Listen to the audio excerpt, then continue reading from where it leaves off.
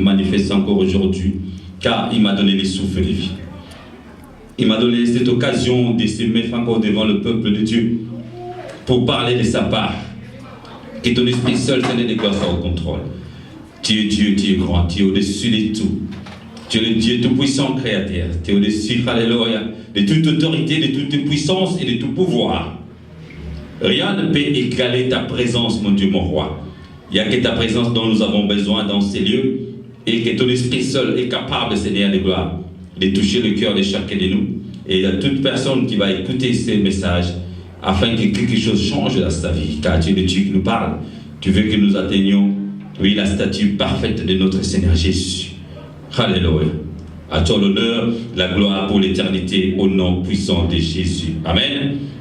Voilà, bien aimé, je suis dans la joie, comme le roi David disait, lorsque on lui disait de partir ou d'aller dans la maison de l'Éternel. Et de la même façon aussi avec nous aujourd'hui. Donc nous sommes dans la joie car nous sommes devant le peuple de Dieu. Nous sommes dans la maison de notre Seigneur, Dieu Tout-Puissant. Alléluia. Voilà, le Seigneur Jésus a fait couler son sang afin qu'aujourd'hui, oui, cette église soit établie. Afin qu'aussi aujourd'hui, nous soyons capables d'adorer et de glorifier le nom de notre Seigneur Jésus. Alléluia. Voilà, bien aimé, et nous sommes là en train d'écouter la parole que le Seigneur nous a inspirée. Alors, le titre ou bien le message d'aujourd'hui s'intitule « Retiens ta couronne ». Retiens ta couronne. Alléluia. Voilà, c'est un message puissant, c'est un message inspiré, c'est un message, n'est-ce pas, que le Seigneur de gloire a voulu qu'aujourd'hui son peuple partage. Alors, le Seigneur a fait grâce et maintenant c'est le tour du Saint-Esprit de Dieu de se manifester au travers les Écritures. D'abord, prenons nos Bibles dans les livres d'Apocalypse. Livre d'Apocalypse, chapitre 3. Nous allons lire à partir du verset 8 jusqu'au verset 12. Voilà. Donc, j'ai travaillé avec les 3 versions de la Bible, dont la version Louis II, la version Les Semeurs et aussi la version Darby. Voilà, mais ce n'est pas grand-chose, mais juste pour avoir les différents vocabulaires. C'est juste pour avoir, n'est-ce pas, des idées différentes par rapport au texte. Parce qu'avec la recherche exégétique, parfois, ça peut t'amener à une direction peut-être qui pourrait être pas vraiment comment dire, les gens ont écrit par rapport aussi à leur culture, par rapport à leur façon de voir les choses. Donc Dieu n'a pas dicté mot à mot, mais Dieu a inspiré, a soufflé, n'est-ce pas, dans la pensée des gens qui ont écrit la Bible. Donc dans tous les cas, c'est la parole de Dieu. Alléluia. Voilà. Alors, Tolobi, nous allons lire dans le livre de l'Apocalypse, chapitre 3, versets 8 à 12. Et le message d'aujourd'hui s'intitule « Retiens ta couronne ». Voilà. Donc on aura le temps d'expliquer le terme. Maintenant, lisons d'abord Apocalypse, chapitre 3, versets 8 à 12. Nous allons lire d'abord le Louis II et puis aussi nous allons lire la version Les Semeurs. Alors, Louis II dit, à partir du verset 8, « Je connais tes œuvres, voici parce que tu as peu de puissance, que tu as gardé ma parole et que tu n'as pas renié mon nom. J'ai mis devant toi une porte ouverte que personne ne peut fermer. Voici, je te donne quelques-uns de ceux de la synagogue de Satan qui se disent juifs et ne le sont pas, mais qui mentent. » Bien aimé, il avait dit qu'ils mentent. Donc ces gens-là ont menti. Alors voici, je les ferai venir se prosterner à tes pieds et reconnaître que je t'ai aimé. Au verset 10, parce que tu as gardé la parole de la persévérance en moi, je te garderai aussi à l'heure de la tentation qui va venir sur le monde entier pour éprouver les habitants de la terre. Au verset 11, je viens bientôt. Retiens ce que tu as afin que personne ne prenne ta couronne. Alors, celui qui vaincra, je ferai de lui une colonne dans le temple de mon Dieu et il n'en sortira plus. Je serai sur lui, j'écrirai sur lui les noms de mon Dieu et de la nouvelle Jérusalem qui descend du ciel d'auprès de mon Dieu et de mon nom nouveau. Alléluia. Alors, rapidement, le Seigneur a dit, Apocalypse chapitre 3, verset 8 à 12, lui il a dit, je connais ta conduite. Voilà. C'est ça déjà une différence. Donc j'ai voulu que les gens comprennent par rapport aux œuvres et la conduite. Je connais ta conduite. Voici, j'ai ouvert devant toi une porte. Donc là, le Seigneur Jésus lui-même a ouvert, que nul ne peut fermer. Alors, je le sais. Tu n'as que peu de puissance. Alors, tu as obéi à ma parole et tu ne m'as pas renié. Eh bien, je te donne des membres de la synagogue de Satan. Alors, ils se disent des Juifs, mais ne le sont pas. Ils montent. Je les ferai venir se prosterner à tes pieds et reconnaître que moi, je t'ai aimé. Tu as gardé les commandements de persévérance. C'est ça une différence. Tu as gardé les commandements de persévérer que je t'ai donné. Alléluia. C'est pourquoi, à mon tour, oh gloire à Dieu, à mon tour, je te garderai à l'heure de l'épreuve qui va venir sur le monde entier pour éprouver tous les habitants de la terre. Je viens bientôt. Tiens ferme. Ça aussi une différence. Tiens ferme ce que tu as pour que personne ne te ravisse le prix de la victoire. Oh, gloire à Dieu. Tiens ferme, bien-aimé. Et que personne, n'est-ce pas, ne te ravisse le prix de la victoire. Alors, du vainqueur, je serai un pilier dans les temples de mon Dieu et il n'en sortira plus jamais. Je graverai sur lui le nom de mon Dieu et celui de la ville de mon Dieu, la nouvelle Jérusalem qui descend du ciel de près de mon Dieu, ainsi que mon nom nouveau. Oh, gloire à Dieu. Cher Saint-Esprit de Dieu, nous t'invitons à nouveau. Parce que ce message d'Apocalypse, c'est le message des temps de la fin. C'est le message du temps passé. C'est le message des temps futurs. Alléluia. Donc, les choses qui sont passées par le passé et les choses que nous sommes en train de vivre aujourd'hui. Et ce sont aussi les choses que nous allons vivre dans l'avenir. Donc, l'Apocalypse, c'est ça. Parle de 3 temps au même moment. Alléluia. Voilà. Et le message inspiré, c'est retiens ta couronne. Bien aimé. Alors, il y a 2 mots, ou bien il y a un verbe et un mot qui composent simplement ces thèmes. Alors, le verbe est retenir, bien aimé. Retenir, ça veut dire quoi? C'est garder fermement une chose. Alléluia. Le verbe retenir, ça veut dire garder fermement une chose. Par exemple, la chose peut être quelqu'un. Tu le retiens, oui, physiquement. Et ça peut être aussi sur le plan aussi moral, ou bien sur le plan, n'est-ce pas, des réflexions. Ça veut dire qu'on peut retenir un secret. On peut aussi retenir une instruction. Alléluia. Voilà. Donc, ça donne aussi un deuxième sens du verbe retenir, une action, n'est-ce pas, de considérer ce qui est digne. Donc, tu le retiens. Tu considères la chose. Par exemple, retenir une promesse. C'est quelque chose qu'on considère, n'est-ce pas, qui est digne. Par rapport à la personnalité aussi. Par rapport à l'importance de la chose. Alors, par rapport à l'importance de la chose, c'est pourquoi ça nous amène aux oracles de l'Éternel. Donc, les promesses que Dieu nous a données. Donc, ça veut dire que les instructions divines que Dieu a martelées, n'est-ce pas, dans nos cœurs, pour que ça reste. Pour que nous soyons capables de les retenir. Donc c'est lui qui retient quelque chose, il connaît l'importance de la chose. C'est lui qui retient quelque chose aussi d'une façon physique, il doit être aussi capable, lui, de savoir comment les retenir. C'est pourquoi, quand on parle de la couronne, alors par définition, une couronne, c'est un objet circulaire, n'est-ce pas, qu'on pourrait porter sur la tête. C'est pourquoi, par exemple, les Miss, par exemple, on voit les Miss, n'est-ce pas, leur couronne, ils ont été avec d'autres personnes comme les rois, par exemple. Les couronnes aussi, bien aimés, ça dépend de l'imagination de la personne qui la fabrique.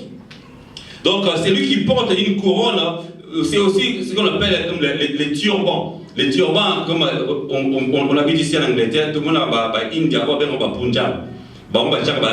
Et la main étoffe, donc, quand on a un moutou, pas bien un turban. Alors turban, on les a monté, si d'autres personnes aussi peuvent le porter, par moment pour porter la couronne.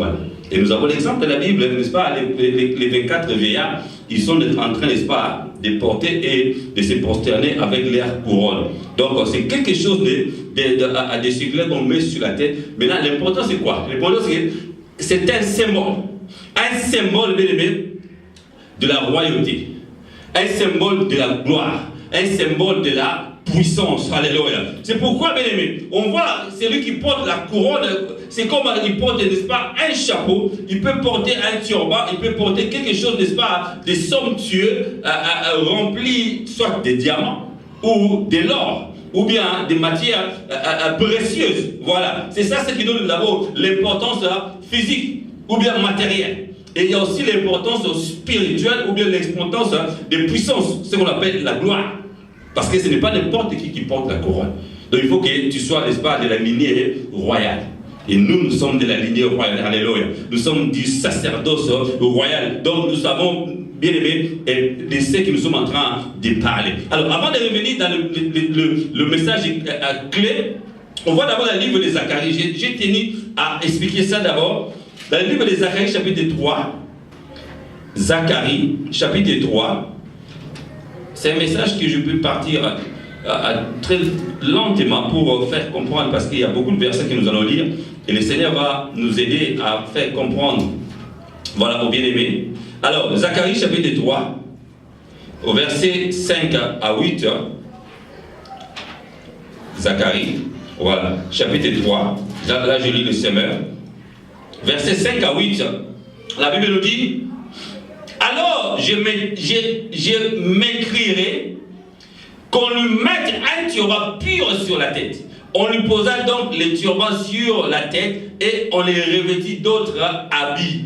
Or, l'ange de l'Éternel s'était là. Alors l'ange de l'Éternel s'est fait ensuite cette déclaration à Josué: voici ce que dit le Seigneur des armées célestes. Si tu le suis les chemins que j'ai été prescrits, et si tu obéis à mes commandements, tu exerceras dans mon temple les fonctions judiciaires, tu verras sur mes parvis, et je te donnerai, oh gloire à Dieu, et je te donnerai des guides, n'est-ce pas, pris parmi ceux qui se tiennent ici. Alors au verset 8, la Bible dit: et maintenant écoute Josué, toi les grands prêtres et les collègues qui se tiennent devant moi, car vous êtes des hommes qui servaient de préfiguration. Alléluia. En effet, j'essaierai venir mon serviteur qui est appelé le germe. Alors, dans Isaïe 4, verset 2 à 4, dit: les germes va venir avec la puissance, avec la gloire. Et les germes, ça veut dire quoi? Ça signifie le Seigneur Jésus-Christ. Alléluia. Donc c'est lui, bien aimé, alléluia, qui va germer. Il va germer c'est comme une sémence. Donc les germes, ça veut dire quoi? C'est une sorte de sémence. Et la sémence va faire sortir, n'est-ce pas, un fruit, un arbre et quelque chose de puissant. Et le Seigneur Dieu a dit avec David, il y aura, n'est-ce pas, les germes qui vont sortir. Ça veut dire quoi? La puissance et la gloire. Donc c'est ce qui accompagne la couronne. Alléluia. C'est pourquoi les 24 vieillards, n'est-ce pas, dans les lieux paradisiaques, ils sont en train de se prosterner avec leur couronne. Donc ça veut dire quoi? Là j'ai voulu dire que malgré la couronne, malgré la gloire, malgré la puissance que tu peux porter sur la tête, mais devant un grand maître, devant les rois de gloire, devant la puissance et les puissances, bien aimé, tu dois rester toujours simple, humble. Alléluia. Donc c'est ça, c'est un conseil pour les serviteurs de Dieu que nous sommes. Alléluia. Quand je parle des serviteurs de Dieu, nous tous nous sommes en train, n'est-ce pas, de servir Dieu dans l'église. Donc il n'y a pas que les pasteurs, il n'y a pas que, n'est-ce pas, les gens qui sont les leaders. Donc nous tous, n'est-ce pas, dans l'assemblée de Dieu. Parce que l'humilité, bien aimé, ça commence dans tous les niveaux de la vie spirituelle. C'est ce qui nous aide, bien aimé, à grandir et à être élevés. Amen. Voilà, revenons maintenant dans notre passage principal. Apocalypse chapitre 3, versets 8 à 12. Bien aimé, nous savons bien qu'il s'agit de cette église, dont l'église de Philadelphie. Mais là, j'ai pris, n'est-ce pas, l'aspect individuel. Pourquoi? Parce que là, le Seigneur Jésus a dit, n'est-ce pas, à celui qui est devant lui. D'abord, quand on parle de Philadelphie, on voit, il y a deux mots qui composent Philadelphie. Les mots que nous connaissons tous, philéo, l'amour. Donc ça fait partie de mon ministère, donc je parle beaucoup d'amour, c'est ça qui est quelque chose d'intéressant. Donc philéo, c'est une des facettes, n'est-ce pas, qu'on parle de l'amour, l'amour fraternel, l'amour entre les frères. Et la deuxième partie du mot à Philadelphie, voilà, ça vient du mot adelphos. En grec, ça veut dire celui qui sort du même ventre. Moi la maman la maison de botomi libumu moko voilà muto to botomi na ye libumu moko voilà il y a bien au fila telle fille donc l'amour de quelqu'un qu'on est sorti du même ventre voilà donc ça veut dire quoi bisonyo surtout tout ça lolenge moko to bimi na libumu moko et c'est ngir ça ni to linga tout ça l'amour voilà bien c'est tellement important par les lois donc toi qui me suis donc tu dois avoir cet amour là de tous les chrétiens, de tout le monde qui sert à Dieu.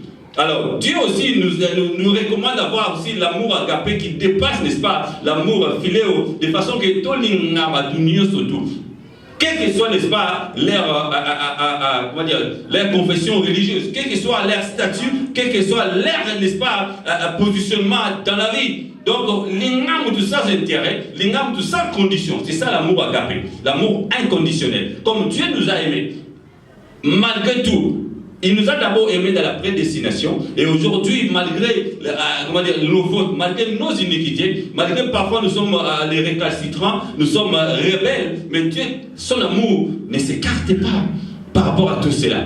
Donc c'est ce qui est merveilleux, bien aimé. Donc gardons, n'est-ce pas, cet esprit-là d'avoir l'amour philéo et l'amour aussi agapé qui va nous aider à garder contact avec notre Dieu. Amen. Voilà, et à partir du verset 8, c'est quelque chose de merveilleux que le Seigneur a voulu, n'est-ce pas, nous enseigner aujourd'hui. Il a dit, je connais tes œuvres. Et dans le Seigneur, il dit, je connais ta conduite, ta façon de servir Dieu, ta façon de se comporter dans la vie, et ta façon aussi de répondre par rapport à l'œuvre de Dieu. C'est pourquoi j'associe les deux versions. Pourquoi? Pour faire comprendre à gauche et à droite.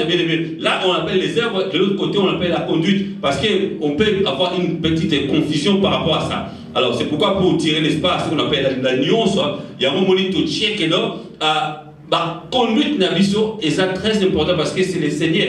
Un thermomètre est capable, n'est-ce pas, de mesurer la température, alléluia, de chacun de nous dans l'église. Bien, nous sommes dans la dispensation de l'église. Nous sommes en train de vivre le moment de la puissance de l'église. Dans le livre d'Éphésiens, même les principautés, n'est-ce pas, le monde de la dominance dans les lieux célestes reconnaissent la gloire, la puissance de Dieu dans les églises. C'est pourquoi il faut donner une importance capitale dans l'église, béni. Donc on ne peut pas venir à l'église pour faire ou dire n'importe quoi. Donc c'est pourquoi c'était quelque chose de très important, ta conduite ou bien tes œuvres par rapport à l'œuvre de Dieu. Alléluia. Voilà. Et là, le Seigneur a dit clairement, il a dit, parce que tu as gardé ma parole et que tu n'as pas renié mon nom, j'ai mis devant toi, n'est-ce pas, une porte ouverte que personne ne peut fermer. Et là, maintenant, dans le semeur, c'est quelque chose, c'est comme une conversation. C'est comme un dialogue entre Dieu et un individu. Écoutez, il a dit ça ici à la Bible. Il a dit quoi? Il a dit, et maintenant, écoute. Là, je suis encore à Josué. Alors, je pars dans l'Apocalypse. Apocalypse, chapitre 3. Alors, à partir du verset 9, le Seigneur, eh bien, je te donne des membres de la synagogue. Non, au verset 8, je connais ta conduite, voici, j'ai ouvert devant toi une porte que nul ne peut fermer. Alors je sais, tu n'as que peu de puissance et tu as obéi à ma parole et tu n'es pas nié, n'est-ce pas, ma parole. Eh bien, je te donne les membres de la synagogue de Satan. Pourquoi? Qui se disent juifs, mais qui ne sont pas. Il dit, parce que tu as gardé ma parole. Parce que tu n'as pas renié mon nom. Et moi, je te donne, n'est-ce pas, les membres de la synagogue de Satan qui se disent juifs, mais ils ne sont pas. Alors, quand on parle des membres de la synagogue de Satan, ils ne sont pas juifs. En d'autres termes, ça veut simplement dire, ce sont, n'est-ce pas, les faux prophètes, ce sont les faux frères, ce sont, n'est-ce pas, les envoyés du diable. Donc, les gens que le diable envoie, et le Seigneur a dit, à cause de l'obéissance de sa parole, dit, je te donne ces gens-là, ces membres de cette synagogue, qui vont venir s'agenouiller devant toi. Ils vont venir se prosterner devant toi. Mais auparavant, la Bible dit quoi? Parce que tu as peu de puissance. Le peu de puissance, voilà, ça veut dire simplement que par rapport à ta vie, la puissance de ce monde ne vient que de deux royaumes. Le royaume de Dieu et le royaume de Satan.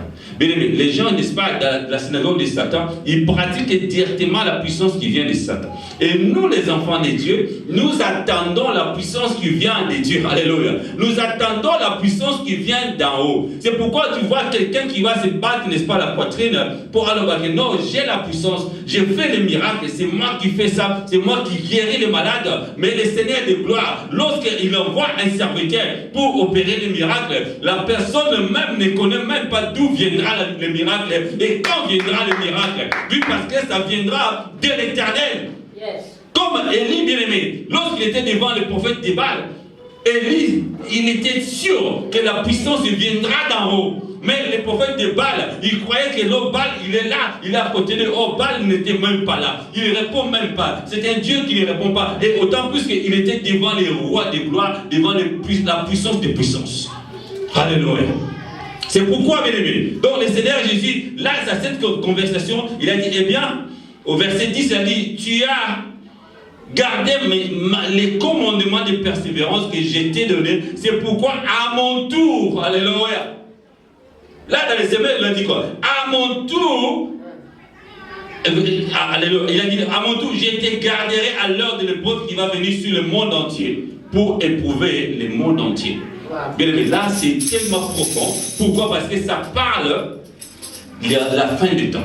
Ça parle de l'avènement de Christ. Bien aimé, nous savons bien, si nous avons une meilleure connaissance, nous allons remarquer que l'Église ne va même pas vivre la tribulation.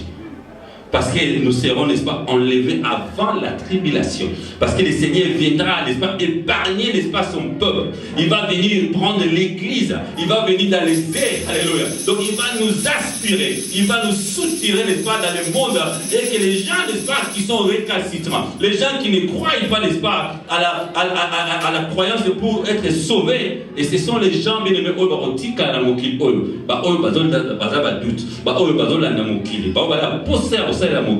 ce sont eux-là qui vont rester. Même les gens qui seront dans l'église, ils vont aussi rester. Mais les gens, n'est-ce pas, qui ont cru, alléluia, les gens qui ont la croyance profonde, les gens, n'est-ce pas, qui ont mis le Seigneur Jésus à l'intérieur de leur cœur, ce sont eux, n'est-ce pas, qui vont s'envoler avec le Seigneur Jésus-Christ. Il a dit, parce que tu as gardé ma parole. Donc ça veut dire quoi? Nous devrions garder les commandements de Jésus dans nos cœurs, gravés. Parce qu'à la fin, nous allons voir, lui aussi va faire quoi? En retour, ça veut dire quoi? C'est donnant. Donc, au sein du Kambou, aux 8 salaires, au sein du Kambou, à pécio salaire d'ailleurs, au sein du Kambou, à récompenser, alléluia. Donc, le travail, l'œuvre de Dieu, et puis par rapport à ta conduite, le Seigneur va te rémunérer. Il a dit, je suis le rémunérateur, alléluia. Donc, à moi ma rétribution et à moi la vengeance. Donc c'est le Seigneur Jésus lui-même qui sera, n'est-ce pas, aux commandes de ces jours-là. Il a dit, les jours, n'est-ce pas, il a dit pas, comment dire, les moments de tribulation, il a dit, l'heure de la tribulation qui doit venir. Bien aimé, ce sont comme les signes eschatologiques. Tu sembles, tu veilles, tu prier, et voilà, continue, tremblement de terre, au salamaka. Problème, il y a une guerre entre les pays, ils vont continuer, même si les lots. Alors le Seigneur a dit, sauf au monde, il va plus que c'est le début du commencement. Ce n'est que le début. Mais personne ne sait, n'est-ce pas, le jour de l'avènement de Jésus-Christ. C'est pourquoi le Seigneur a dit, il va t'épargner. Donc tu ne vas même pas vivre la tribulation. C'est pourquoi c'est mieux de garder cette confiance, n'est-ce pas, en Jésus-Christ, et que de ne pas vivre la tribulation, parce que il a dit, maintenant, je viens bientôt. Bien aimé, c'est pourquoi le Seigneur, n'est-ce pas, t'encourage à retenir ta couronne pendant qu'il va revenir. Il t'a promis. Il a dit, il part. Il va revenir bientôt. C'est pourquoi, pour comprendre ce message, bien aimé, donc c'est quelque chose de merveilleux. Il faut garder, n'est-ce pas, les 5 affirmations que le Seigneur nous a données par rapport à ces messages. Alléluia. Alors, c'est lui qui va garder la couronne, bien aimé. Pendant l'absence du Seigneur Jésus, nous avons l'exemple, n'est-ce pas, de la parabole des 10 vierges, dans le livre de Matthieu, chapitre 25. La Seigneur a dit quoi? La Bible dit, le pour arrive, mais il tarde peu. C'est peut-être pour éprouver les cœurs. Et ça, on voit moi aussi, n'est-ce pas? Jouer fiançailles. Soit mon bal à la musique, ou bien le fait qu'il va avoir fiançailles, va fiancé, moyen va s'accoupler, et ça t'est. Donc, moi, si ça n'est pas inaïe, alors papa peut être ici, pendant ce temps, moi, si il ne faut pas brûler. N'est-ce pas? Des fois, si on dit moi, si Asa vierge, par exemple, tu vas dire, maman, batte la virginité. Pourquoi? Parce que mon baleur balayo, Azanini, Asepel, Azanesem. De la même façon, n'est-ce pas? Il y a un artiste, n'est-ce pas, qui nous a chanté. Il a dit, Nazamoseka, n'est-ce pas? Nazamoseka Yakolo. Nazamoseka Midi et Mobali Moussous. Mais dans la Bible, à un moment donné, je crois, le Seigneur Dieu a dit, vous, n'est-ce pas, vous êtes à une, comment dirais-je, à génération adultérienne ou bien adultérienne. Pourquoi? Vous me trompez avec d'autres dieux. Avec quel genre de Dieu? Dieu des bois et des pierres. Avant, donc, comme on a un niveau, il y a fornication, ou bien il y a lutte entre nous, les hommes. Dieu est l'homme nous a mis à boya, que vous avez séduit par d'autres dieux, ou bien avec d'autres instructions. Alléluia. Dans la Bible, n'est-ce pas, nous avons l'exemple d'Adam et Ève. Le fait que Mayoki, voir, il y a Mukonzi Moussousou, et c'est comme ça que Dieu s'est fâché. Parce qu'à l'époque, c'était quoi? Les serpents sont sortis avec Ève. Là, c'est entre guillemets, en tout cas, moi, je ne crois pas à ça. Donc, le fait que Ayoki instruction, il y a Moussousou, et c'est comme ça que Dieu s'est fâché.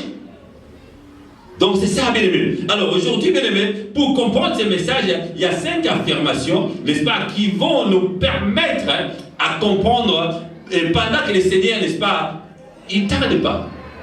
Il est parti, n'est-ce pas, comme il nous a dit à ses disciples, il est parti préparer une place, il va revenir. C'est comme, n'est-ce pas, un fiancé, un époux qui te dit, je pars en voyage, je pars en mission.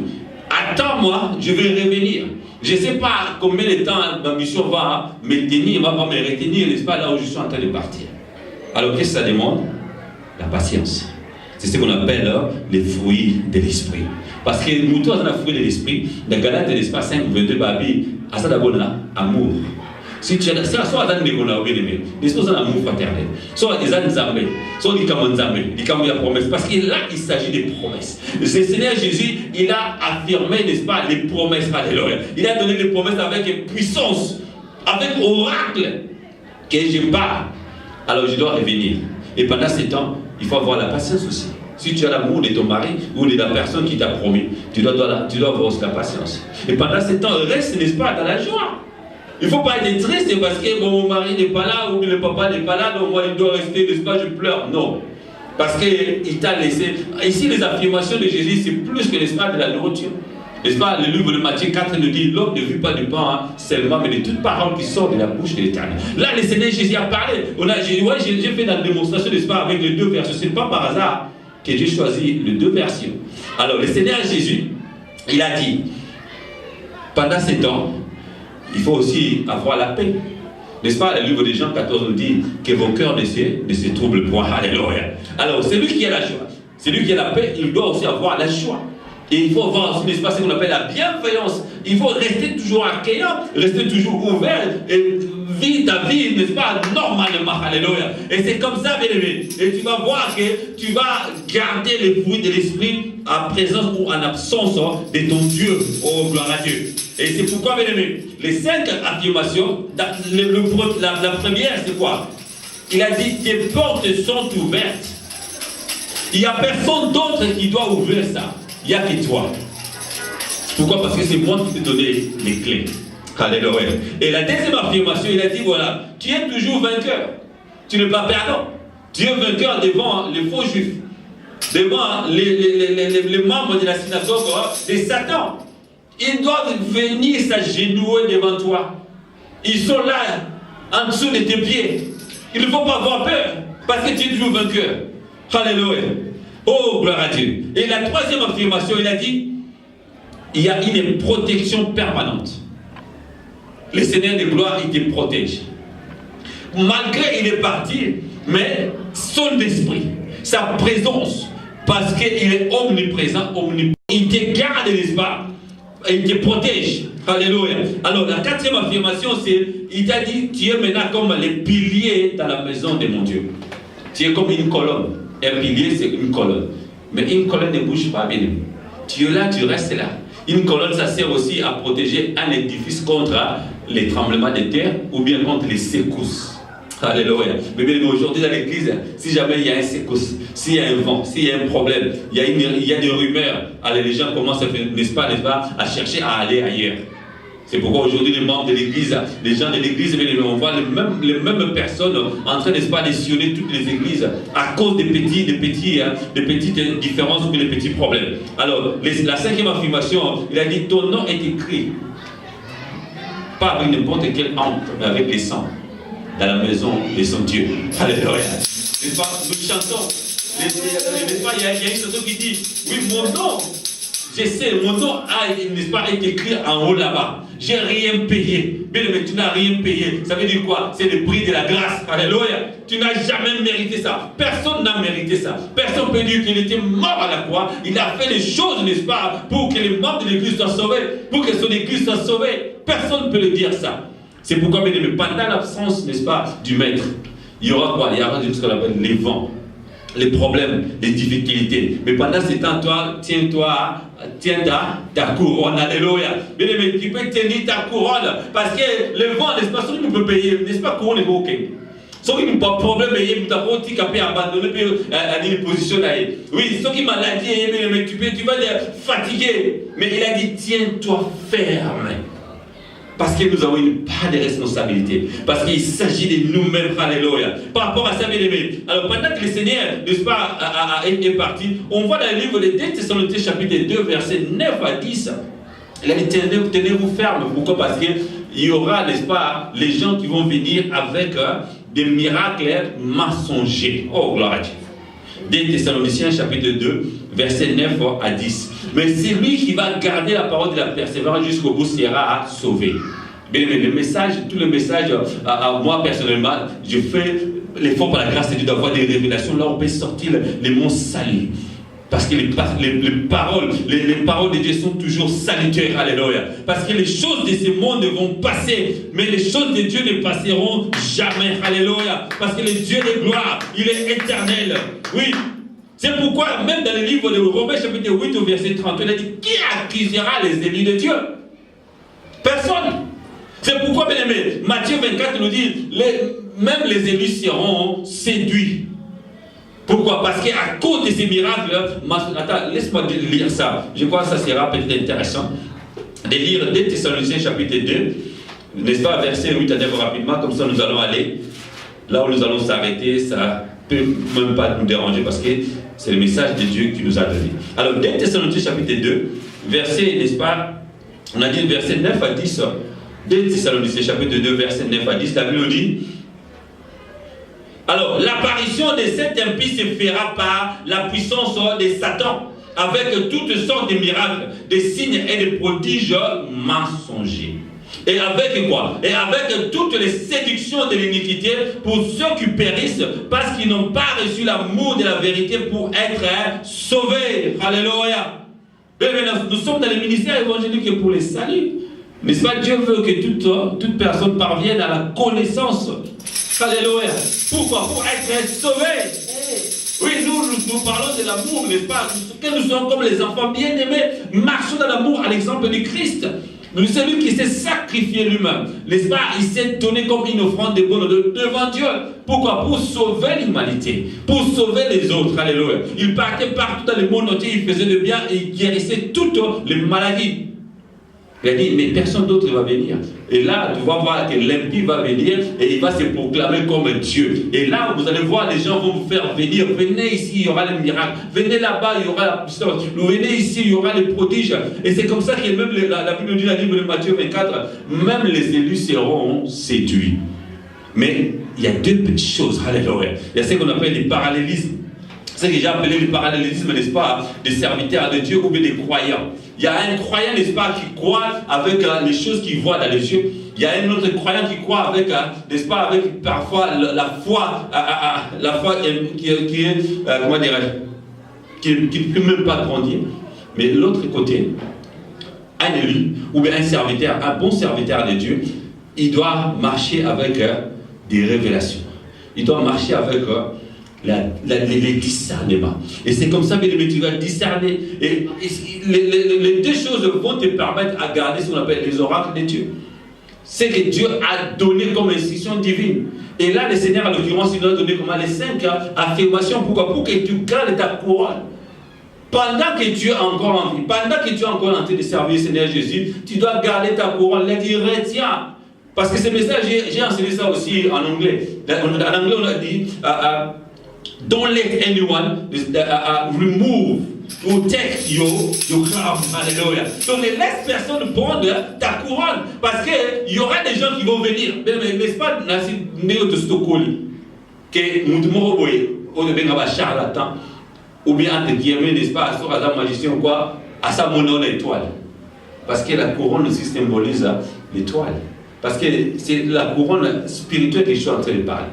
Donc il y a la grâce, la puissance, l'onction que Dieu a mis en toi. Mais au-delà, il y a les voleurs, ce qu'on appelle les voleurs d'onction. Ce qu'on appelle aussi les magiciens qui viennent pour brouiller des pistes. Parce qu'eux, ils ne voient pas, n'est-ce pas, ta destinée, mais ils voient les étoiles ou bien ton étoile. Ils voient les étincelles. Ils voient à peu près les choses qui vont arriver, la bénédiction que Dieu a mis en toi. C'est pourquoi, bien aimé, à un moment donné, dans le but que vous avez une dame ou une peut-être que nous avons peut-être que nous avons une étoile, il y a mais pourquoi? Pour te séduire. Mais le Seigneur des gloires, il t'avertit. Il dit, garde ta couronne. Alors pour garder ta couronne, les gens comme ça, ils sont de la synagogue de Satan. Alors si tu n'as pas l'esprit de révélation ou bien l'esprit de discernement, il te sera difficile, bien aimé, n'est-ce pas, de comprendre ce genre de choses. Alléluia. Et les justes vivent par sa foi. Alléluia. Donc la foi ferme, ce n'est pas la foi comme un croyant, c'est lui qui croit ici, il voit quelque chose. Un simple croyant, c'est comme ça. S'il ne voit pas, il ne va pas croire. Et devant le Seigneur Jésus, n'est-ce pas, c'est là ce qu'on appelle Thomas. Alléluia. Donc lui, il croyait avec les choses matérielles, avec les choses, n'est-ce pas, il faut qu'il voie avant de croire. Mais le Seigneur de gloire, il avait, n'est-ce pas, toutes sortes de catégories de gens tout autour de lui. Alors, avançons maintenant avec le premier, n'est-ce pas, ou la première affirmation. Alors, tes portes sont ouvertes. Ça veut dire que le Seigneur Jésus, il ouvre les portes. Et l'ouverture des portes, ça donne deux choses. D'abord, l'accès, n'est-ce pas, pour entrer et sortir. Pendant que tu entres, tu fermes derrière toi. Pendant que tu sors, tu fermes derrière toi. Donc, personne d'autre va fermer, va ouvrir, à part toi. Mais là, ce qui est intéressant, dans le livre de Zacharie, n'est-ce pas, il nous a dit, c'est lui, n'est-ce pas, c'est lui-même qui va clouer, n'est-ce pas, la clé. Alléluia. Pourquoi? Pour toi. Et il a fait ça pour les sacrificateurs Zacharie. Et de la même façon aussi, dans le livre d'Ésaïe, chapitre 22, verset 22 à 23, il a dit, n'est-ce pas, c'est lui qui a la clé de David. Ça symbolise la puissance du royaume.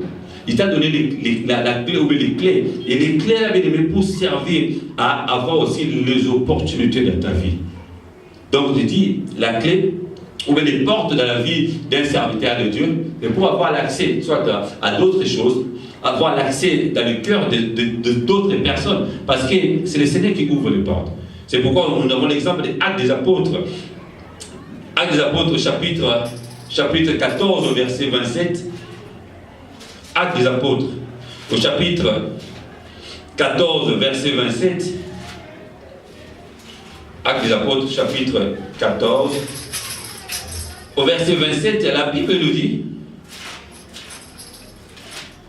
Actes chapitre 14, au verset 27, la Bible nous dit, voilà, après leur arrivée, ils convoquèrent l'église et ils racontèrent l'église et ils racontèrent tout ce que Dieu avait fait avec eux et comment il avait ouvert aux nations la porte de la foi. Donc il y a des dieux, n'est-ce pas, même pour aller évangéliser, même pour aller faire un service. Si Dieu n'ouvre pas les portes, Si tu veux aller tout seul, tu vas te buter à une porte de bronze. Alléluia. Mais il faut attendre seulement que l'oracle du Seigneur, ou s'il t'avait dit auparavant, ou s'il t'a révélé. C'est pourquoi je dis des révélations. J'aime bien des révélations. Et l'œuvre de Dieu, on le fait avec des révélations. La Bible dit dans le Proverbe. Peuple sans révélation, c'est un peuple sans foi. Donc, un serviteur sans révélation, n'est-ce pas, tu parles, n'est-ce pas, à l'aveuglette. Alléluia. Donc, tu peux tomber à n'importe quel moment. C'est pourquoi, n'est-ce pas, les portes sont ouvertes. Et le Seigneur a dit, n'est-ce pas, dans le livre d'Apocalypse, au chapitre 3, il a dit clairement, j'ouvre la porte grandement ouverte pour toi. Et personne ne va entrer ou sortir sans toi. Donc ça donne l'accès, n'est-ce pas, et au cœur, n'est-ce pas, des gens ou au cœur de la foi. Et ça donne aussi les opportunités, n'est-ce pas, à tous les services, à tout ce que tu peux faire, tout ce qui peut venir dans ta vie pour, n'est-ce pas, pour soit augmenter ton ministère ou bien voir, n'est-ce pas, l'étape suivante. Pour changer, n'est-ce pas, des choses dans ta vie. C'est ce qu'on appelle les opportunités. Alléluia. Voilà. Dans le livre des Colossiens aussi, chapitre 4, versets 3 à 6, le Seigneur de gloire, il a dit que nous sommes les serviteurs de Dieu et nous avons, n'est-ce pas, la possibilité d'aller, n'est-ce pas, dans le lieu où nous n'avons même pas imaginé. C'est comme ça, même dans le livre de 1 Pierre chapitre 3, verset 15, il y a des gens, n'est-ce pas, qui vont venir vers nous et nous allons les répondre avec douceur et respect. Alléluia. Pourquoi? Parce qu'il y a l'accès, n'est-ce pas, qui nous a été déjà ouvert. Alléluia. Par la puissance de la gloire de Dieu. Et au deuxième point, nous sommes les vainqueurs devant les faux prophètes ou bien devant les faux serviteurs ou bien devant les gens qui sont de la synagogue de Satan. On peut imaginer les gens, n'est-ce pas, vont servir dans les sciences occultes. Les gens qui sont en train de servir dans les comment dirais-je, dans les sectes, voilà. Et ils vont venir vers nous. Pourquoi? Parce que à chaque fois, ces gens-là, ils viennent pour soit tester. Mais au moins, on a mis sous un serviteur de Dieu, entre guillemets, ou bien à se présenter comme un serviteur de Dieu, et tu vas voir que le Seigneur doit te donner, n'est-ce pas, un esprit de discernement. Avec quel esprit Moutoazoya vers eux? Peut-être il sort de nulle part. Moi je suis un serviteur de Dieu. Mon ministère est à 1000 km de place aux Alliés. Ou bien, n'est-ce pas, dans d'autres pays. Et aujourd'hui, avec les réseaux sociaux, on peut se communiquer aussi par distance. Mais avec quel esprit, n'est-ce pas, est animée cette personne? Pourquoi? Parce que même la femme qui était animée de l'esprit de Python, elle parlait des choses vraies. Mais avec quel esprit? C'est pourquoi un homme de Dieu, un serviteur de Dieu, une servante de Dieu, il faut avoir ces deux choses-là. L'esprit des révélations et l'esprit des discernements. Alléluia. Donc quand tu discernes, bien aimé, que tu veuilles ou pas, nous sommes dans le monde des esprits. Donc, s'il y a là, ce qu'on appelle, ce qui place dans la sable mouvant, bien aimé, on compte la carte à sable mouvant là au Dinda. Si Dieu n'a pas permis, Dieu peut te sauver, peut t'empêcher, n'est-ce pas, de ne pas partir là-bas. Ok, la place des âmes à mais si toi-même, n'est-ce pas, tu n'as pas de révélations, et comme ça tu risques, je ne dis pas que c'est obligatoire, je dis tu peux risquer d'avoir un problème, parce que si Dieu ne veut pas que tu vives la difficulté, il est capable, n'est-ce pas, de venir t'enlever, alléluia, comme il a fait avec Daniel, n'est-ce pas, il a empêché donc c'est ça, alléluia. Donc le Seigneur de gloire t'a donné cette affirmation-là. Pourquoi? Parce que tu es quelqu'un qui a gardé sa parole et tu n'as pas renié son nom. Alléluia. C'est pourquoi, bien aimé, quels que soient les miracles mensongers, quels que soient les prodiges, n'est-ce pas, les gens de ce monde, tu ne dois pas te fier à ça. Tu dois rester calme, tu dois rester dans la paix, dans la joie. Oui, tu continues ta vie, tu continues ton petit chemin. C'est pourquoi, bien aimé, moi personnellement, une de mes missions, c'est aussi d'aider les serviteurs de Dieu de ne pas aller, n'est-ce pas, vers le chemin qui amène à la perdition. Par exemple, il y a le livre d'Ésaïe chapitre 41, il a dit, voici mon élu, à qui j'ai mis toute ma confiance. C'est lui qui va faire quoi? Il va pas laisser, n'est-ce pas, les réseaux cassés. Ça veut dire comme Moutou à Koya. Et la version de Abi, c'est lui, n'est-ce pas, qui ne laisse pas les tisons arrachés. On va monter dans la colle. Alors, un serviteur de Dieu, ceux qui va écarter la chemin de la gloire de Dieu, et là, on va bendir. Et là, on va bendir, on va mener la distraction. Soit on va mener la magie, ou bien la distraction, ou bien on dirait surtout la vérité, soit on dirait il y a mbongo, il y a bassi, ou bien makambo, ils ont glorifié Nzambete.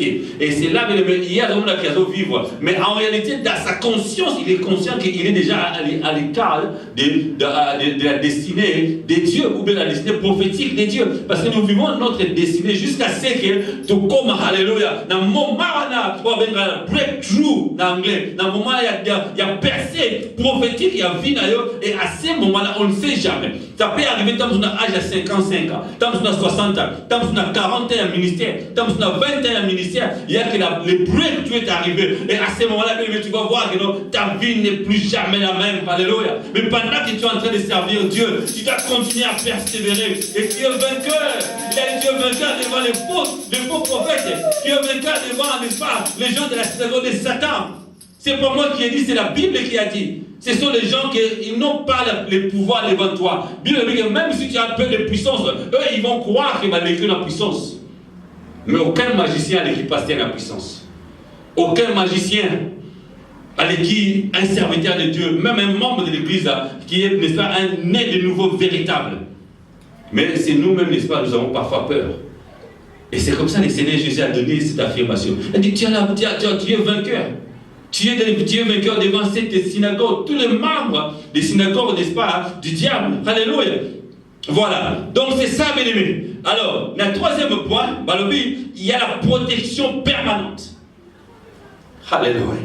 Waouh. Le Seigneur est bon. Dans Matthieu chapitre 28, verset 20, je suis avec vous. Dans Jésus, c'est déjà la puissance de Dieu. Avec vous. Alléluia. Pourquoi? Parce qu'au préalable, il faut de faire de toutes les nations les disciples et baptiser-les. Après quoi? Enseigner-les. Et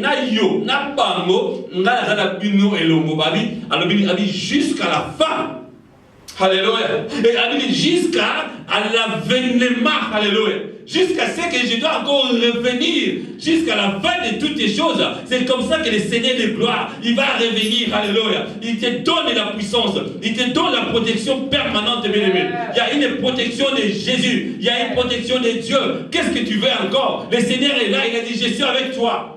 Mais les gens regardent toujours ailleurs. Les gens regardent toujours à gauche et à droite. Et la quatrième et la cinquième affirmation, c'est presque la même chose. Pourquoi? Parce qu'il a dit d'abord quatrièmement, tu es le pilier ou bien comme une colonne dans la maison de Dieu. Mais dis-moi, le Seigneur il a affirmé que dans quatre églises, on a une colonne. Dans quatre églises, on a position, on a support, on a support, il y a édifice. Donc tu ne peux même pas te déplacer. Pourquoi? Parce qu'il y a une structure aussi église. Avec la pierre ici, c'est cette pierre que je bâtirai mon église. Donc c'est toi aujourd'hui qu'il est en train de bâtir son église. Alors l'Apocalypse 3:12, c'est ce qu'il a dit. Il a dit que ton nom est écrit dans la maison de mon Père, dans la nouvelle Jérusalem. Et moi-même, je vais venir, alléluia, avec un nouveau nom, alléluia, avec le nom de Jésus, avec la couronne, avec la puissance marquée, alléluia. Donc, auparavant, tu avais la couronne, il n'y avait pas le nom de Jésus. Et depuis ce temps-là, pendant ce temps-là, dans le monde, il y a la couronne, mais il n'y a pas encore le nom marqué, alléluia. Parce que les gens peuvent avoir la couronne de Miss, ils peuvent avoir la couronne, n'est-ce pas, de président, ils peuvent avoir la couronne de que sais-je encore. Mais lorsque le Seigneur Jésus va revenir, il va mettre son nom sur ta couronne, alléluia. Ça ne sera pas une couronne sans nom, ça ne sera pas une couronne, n'est-ce pas, inconnue, ça sera une couronne avec le nom de Jésus, alléluia. C'est pourquoi rapidement, notre roi David, Apocalypse chapitre 27, il nous a dit, pour conclure ce message, Apocalypse chapitre 27, verset 3 à 7, et je vais m'arrêter là. Apocalypse, le Dieu est bon, bien-aimé. Apocalypse, plutôt, Psaume chapitre 27, verset 3 à 7. Écoutez simplement, nous allons voir. Il a dit, si une armée s'est campée contre moi, mon cœur n'aurait aucune crainte. Et si une guerre s'élevait contre moi, je serai malgré cela plein de confiance. Je donne à l'Éternel une chose que je désire ardemment, Oh my God. Je demande à l'Éternel une chose que je désire ardemment. Je voudrais habiter toute ma vie dans la maison de l'Éternel. Pourquoi? Pour contempler la magnificence de l'Éternel et pour admirer son temple. Car il me protégera dans son tabernacle au jour du malheur. C'est ce qu'il a dit dans le livre d'Apocalypse. Alléluia. Le jour du malheur va venir. Oui, pour frapper tout le monde. Mais toi, tu seras protégé. Alléluia. Et il me cachera sous l'abri de sa tente.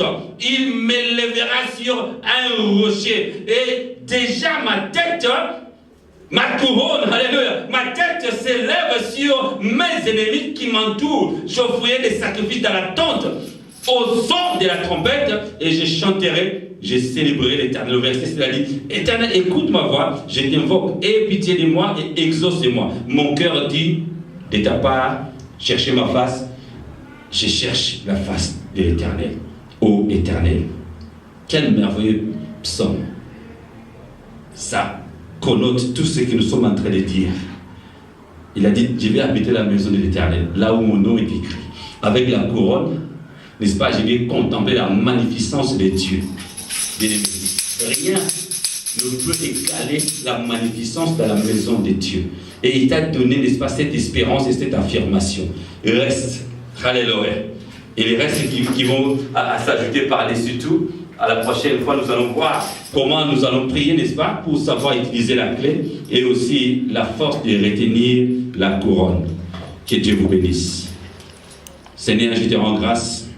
Je te remercie pour ces messages et que les bien-aimés soient bénis par ces messages et que nous soyons capables, Seigneur, de retenir la couronne que tu nous as donnée. Dans le nom de Jésus, ainsi prié. Amen. Alléluia.